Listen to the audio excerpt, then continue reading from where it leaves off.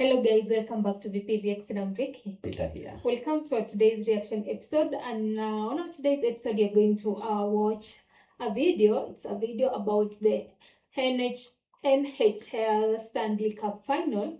Left us speechless. Okay. That's the title of the video. The NHL Stanley Cup final left us speechless. That's true.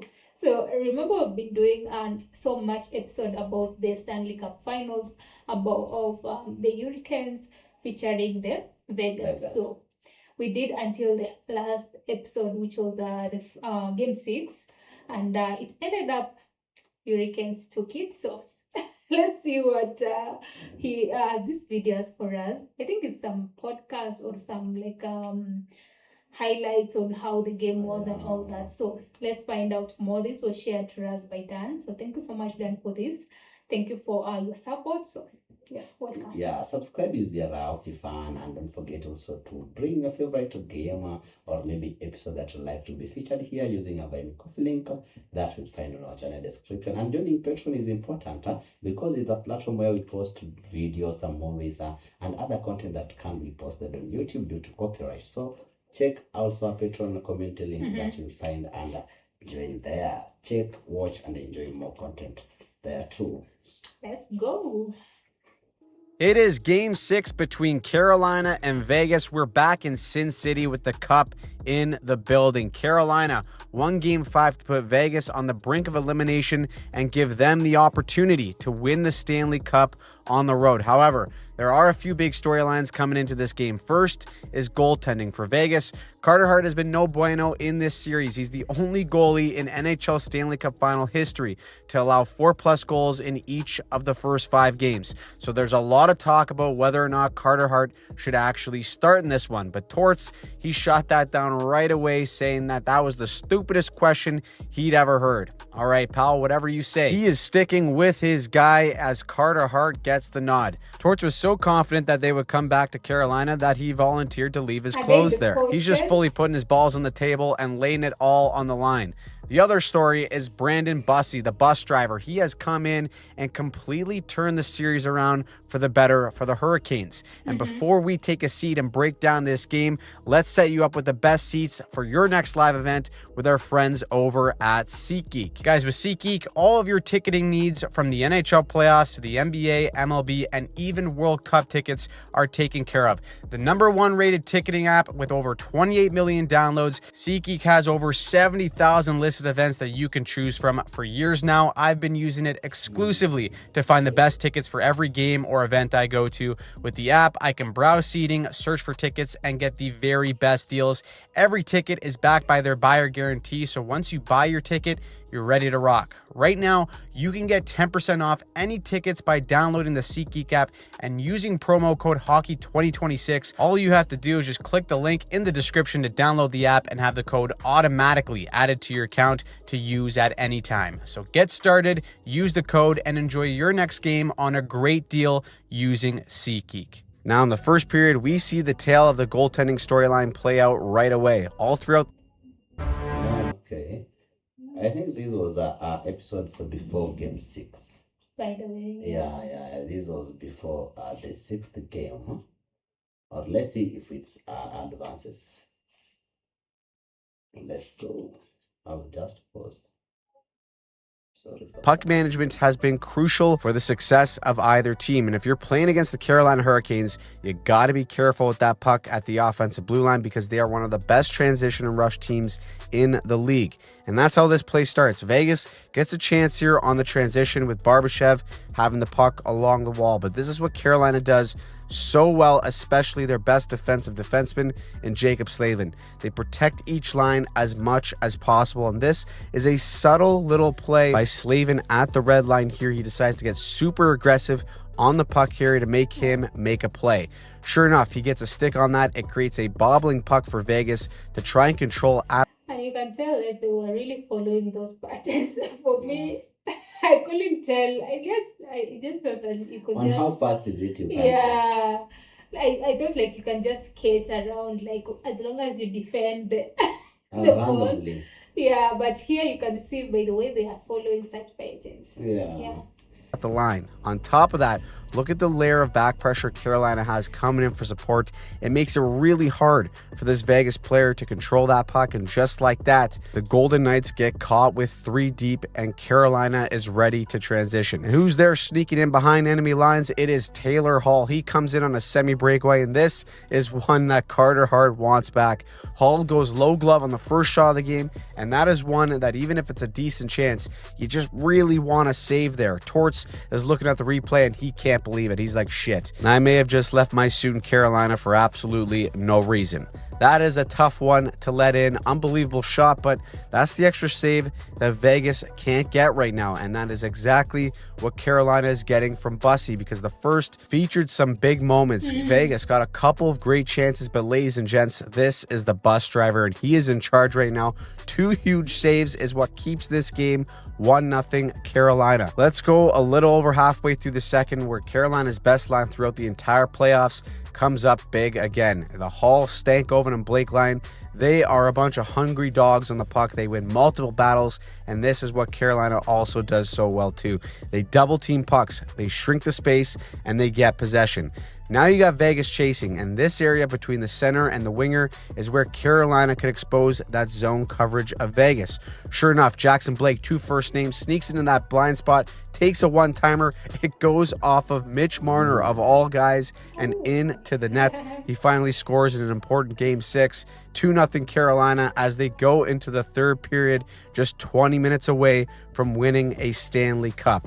But this series has been so nuts that no lead is safe. Yet Carolina, for a large chunk of the second and third period, were just stifling. There was a large portion where Carolina didn't allow Vegas to get a shot on goal. The neutral zone was an absolute slog for Vegas. A lot of one and dones for the Golden Knights. There was no room for their best players to get a controlled entry, especially Jack Eichel. They were giving him no space to operate, as they had a guy in his face pretty much all game. However, Vegas did get a chance to get a break. Halfway through the third, they go on the power play, and sometimes this is how you know it ain't meant to be. It's a broken play that creates a mini 2-on-0. Stone and Eichel play a little hot potato. Eichel decides, I'm going to pull the trigger, and it goes off the crossbar. He cannot believe it. They can't beat the Bussy, and here's a live picture of Bussy down the stretch here. I think this is not the real definition of Brandon Bussy. Yeah. Like, imagine getting a power play and you feel like we now have a chance maybe to score, then we just shoot, and then who is Bussy? And why are they still like a bus driver? Is he a bus driver? I think that's the or name maybe they the way gave he him. parks the bus. Yes. Okay. He was that good, because Vegas, they had their chances, including this one from the Ninja Hurdle, all alone. Bussy's on his ass, and he still denies it. It is destiny, baby, as Carolina seals the deal with a Nikolai Ehlers empty netter, and the Hurricanes win the Stanley Cup. Yeah. Sebastian Aho and Rob Brindamore can't even contain it. For Okay, so it extended to the 6th. Game 6, yeah. Oh, that's interesting. one side, it is utter euphoria, and for the other, it is bitter disappointment. So who gets the Conn Smythe? It is the 37-year-old Jordan Staal. Better call Staal. He's the oldest. There is the cup now. Yeah, the oldest Conn Smythe winner in the 37 years old. 277.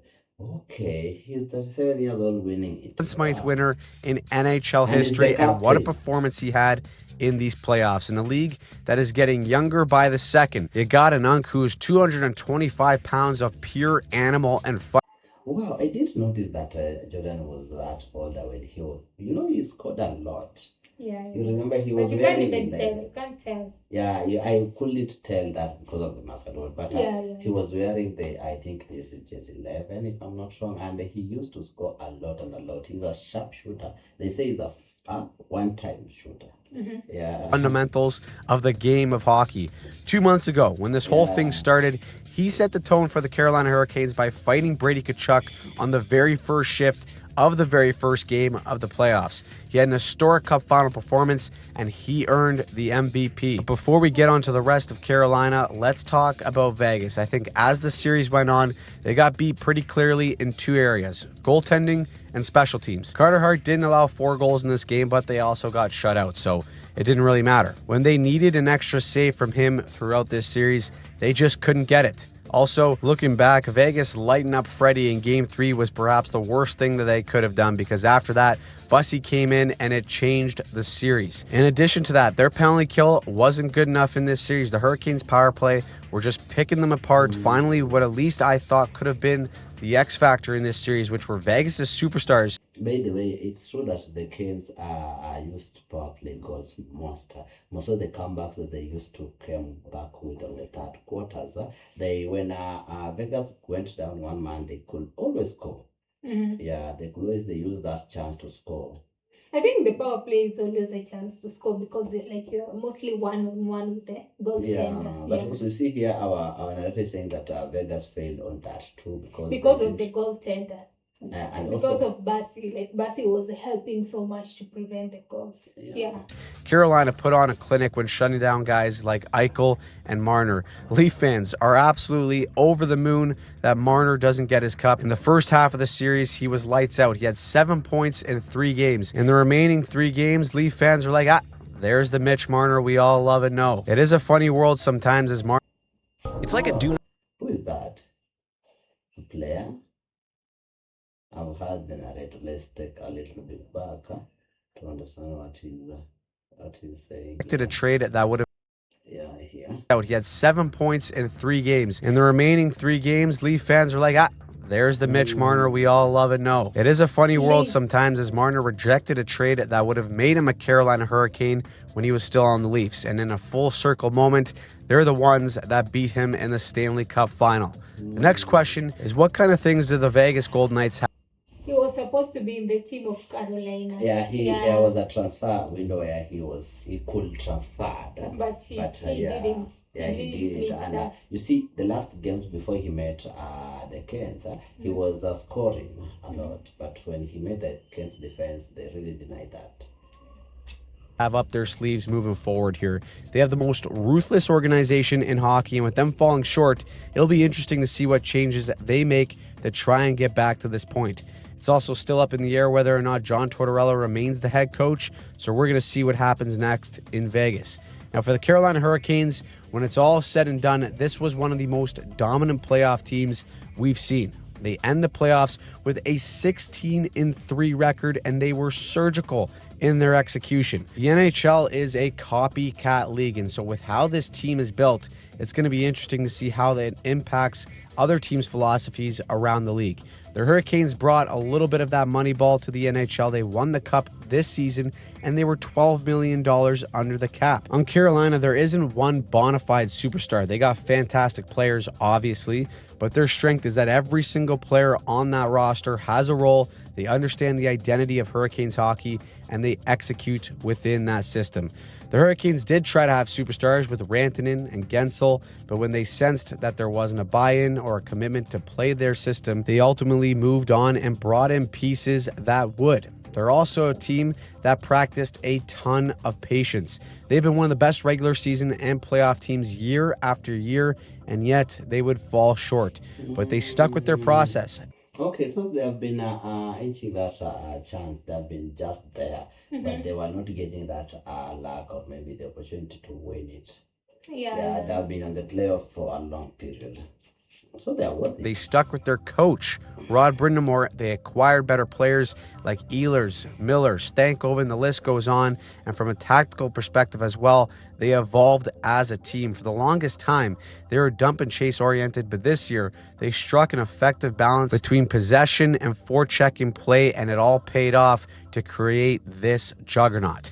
They deserve this Stanley Cup final, and they may have set a new formula for how to build a cup winner in the salary cap era. So what did you think of the Stanley Cup final? Do you agree that this was some of the best hockey we've ever seen? Do you think Carolina has a chance to repeat next season? Let us know in the comments down below. And also, I just want to say thank you for another fantastic season of hockey and following the channel. It is my favorite thing to break down game film, talk hockey with you guys, and just put content out there for you guys to enjoy. The growth that we've seen on this channel, thanks to all of you, has been incredible. This is the best job in the the world. So thank you so much for supporting and watching. We got some big plans for the summer as well. The draft is right around the corner. This offseason might be completely nuts as well, with guys already requesting trades. You got controversial coaches, maybe getting a head coach job yet again. So buckle up and make sure you subscribe to the channel and turn on notifications so that you don't miss a single thing. We also have the full season recap dropping on the channel very soon within the next few weeks. It should be ready, so make sure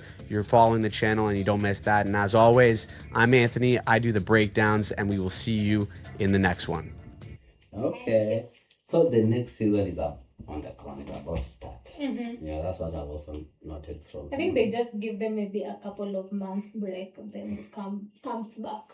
Wow, we are ready. So wow, this is interesting. The breakdown really showed us how like the game was, and it was really good because we've been following up from the game 1 to the game 6. So, Yeah, it was it's really also relatable, and yes, also on the tactical part of it. Mm-hmm. We could notice that how sometimes we were just like goal, and me too. I just mentioned that I didn't know that there is a certain patterns like they were using like to defend, to like make sure you score, to make sure like the defense, the wingers are on the right track. Like I just knew they are just like, as long as you're defending the goal, let's go. Yeah, and it will be nice when the league now starts. So we start with them. We could now know each. I think they were grouped into regions or what? Of course, yeah. I think so. They start maybe from group stage. East, West, then they. You remember that La Colorina were in the East and something like that. But we'll know much more on this. Thank you, Dan, for such an interesting game and introducing us to ice hockey. We like it, we love it, and bring more out. Thanks so much for your time to share your thoughts about this particular episode, and we will appreciate it. See you. Bye bye.